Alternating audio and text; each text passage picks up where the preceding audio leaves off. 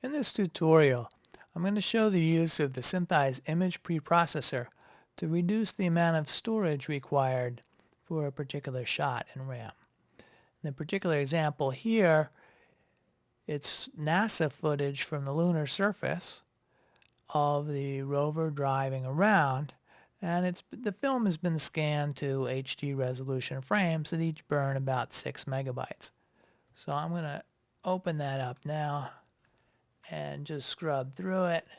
And you see the rover driving around, and it's taken by a astronaut, just handheld, so it's a bit jumpy.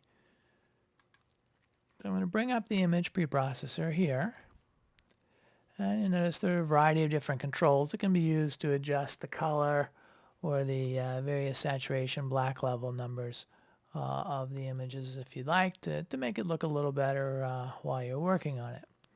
Alternatively, you can set up some blur to degrain the images and improve tracking a bit. To reduce the amount of memory, though, we can look at first dropping down to only using a Luma channel. So now I've just knocked down the amount of storage required by a factor of 3. Now, if it's a particularly high resolution scan, maybe an IMAX scan, you might sometimes want to just switch to a lower resolution version, or you might want to just stay with a proxy version while you're checking up on the tracking. So you can do that with the image preprocessor here, though I'm not going to do so at the moment.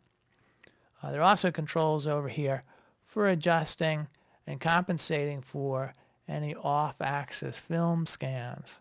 So kind of uncropping the imagery. Again, I'm not going to show that now. The first thing that I'd like to look at, though, for reducing the amount of memory is using the region of interest to avoid storing all these black bars on the side that are requiring a bunch of memory without really contributing anything particularly useful to the whole thing. So I can just drop down the width here a bit and set up a region of interest that's just a smaller portion of the image. And in the process, I've cut down the amount of memory required. I can actually see that from the shot setup panel if I wanted. So that's a quick and easy thing to do. If I want to track the rover itself to do some object type tracking, I only really need a very much smaller portion of the image. So I could just drop down even further.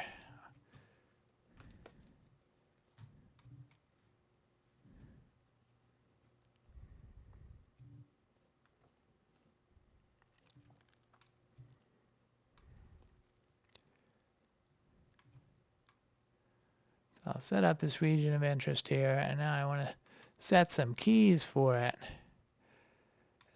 Due to the nature of the handheld shot here, probably have to set up some keys fairly often. I kept the region of interest a little bit bigger. I'll have to compensate so that not so many keys are required. I can just work through the shot a bit. You see in some sections it moves around a little bit more.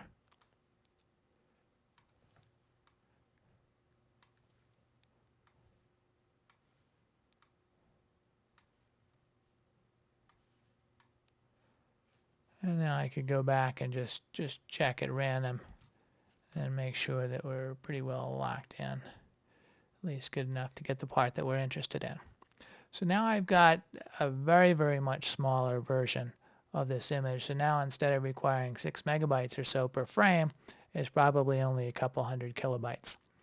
Now this is good if I'm tracking the rover, but if you want to track the background also, you might want to set up some different presets here.